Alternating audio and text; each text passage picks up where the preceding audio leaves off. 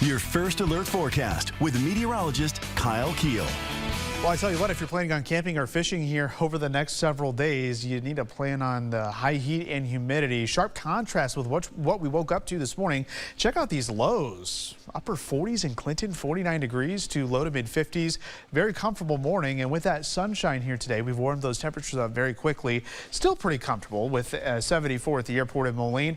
The wind is light right now, and that's a sign that high pressure is scooting through the area. And as it pushes off to the east, it's going to switch our wind to the south, and that's going to warm these temperatures up big time, especially starting as we head into the day on Saturday. So right now we have 76 degrees in Davenport, 75 in Clinton and Rock Falls, still holding on to a comfortable 70 in Galena, and all of us have those dew points that are in the 50s as that high pressure continues to make its way off to the east. So likely this is now crossing the Mississippi River, the center of high pressure right now, which is why we have those light winds. Certainly a lot calmer than what we had yesterday. But you know, since the weather's really quiet here, let's take a trip about 2,000 miles off to our southwest into the Pacific Ocean.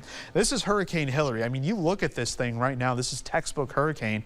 It is a Category 4 storm with winds that are sustained at 145 miles per hour. And you can clearly see the eye of the storm right there. Just shows you how strong this hurricane is. And believe it or not, this is headed toward California. And also, believe it or not, this is going to have an indirect impact on our weather. We're obviously not going to get a hurricane, but as this storm weakens, it'll be a tropical storm or tropical depression by the time it moves off to the north and east toward, or north and west toward California. But what it's going to do is going to displace that heat dome that's usually centered off to our west, let's say in New Mexico and Arizona. It's going to kind of shift it a little farther to the east in the Central Plains and in the Midwest. So that's why we're going to see that extended period of temperatures at least in the low to mid 90s. So for today, very comfortable, upper 70s to low 80s. Just got an update there on the model, just indicating that we are going to have very comfortable temperatures today.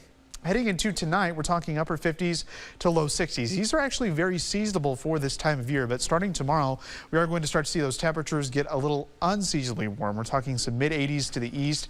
Farther west, though, where we get those stronger winds out of the south, will be in the lower 90s. The dew points are going to creep closer to 60 degrees. So yeah, it'll be a little humid tomorrow, but really it's Sunday that we're watching to start that excessive heat. So we do have first alert day out from noon Sunday until about 10 p.m. on Monday for the entire TV6 viewing area. Heat index between 100 and 110, but Monday is a little bit in question, and I'm going to explain why here in just a moment. But there's your excessive heat watch. If you open up the QC weather app, this will likely pop up at the top of your screen. Joe Davies, Dubuque County, you're not included, but we're going to include the entire TV6 viewing area in that first alert day. So as I mentioned, tomorrow it'll get a little more humid with temperatures close to 90 degrees. So the feels like temperature likely going to be in the low to mid 90s, but off to the west on the fringes of the TV6 viewing area will likely get closer to 100 degrees. But Sunday is going to be the day that we really need to watch for those heat indices to be between 100 and 105, maybe even up to 110 at times. That's why we have that first alert day out. But what we're going to watch here on Monday, we're going to see a backdoor cold front or a front come off of Lake Michigan, and you'll notice that it's going to get a little bit cooler here.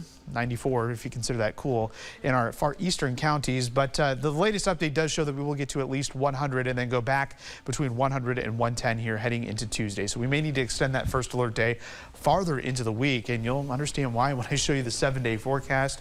Temperatures might be a degree or two cooler here on Monday, 94 degrees, but up to 98 degrees Tuesday and Wednesday with overnight lows in the 70s. So yet another stretch of temperatures in the 90s. And just for perspective, I'm not putting a 100-degree temperature on the map because it doesn't really get to 100 often here. Actual temp. Actual temp. The last time that happened was July 25th of 2012. So that's over 4,000 days ago. So if we get to 100, it'll be the first time in a while. But Kyle, we had that real hot stretch right before Bix. Yeah. Right? And then it broke. Yeah. But it was near 100. It was, right? yeah. We got to, I think 96 was the highest. So this will kind of borderline how hot it was then too. Yeah. So we've been through it before. We'll get through it again. As always, right? Yep. Kyle, thank you. Well, when we come back,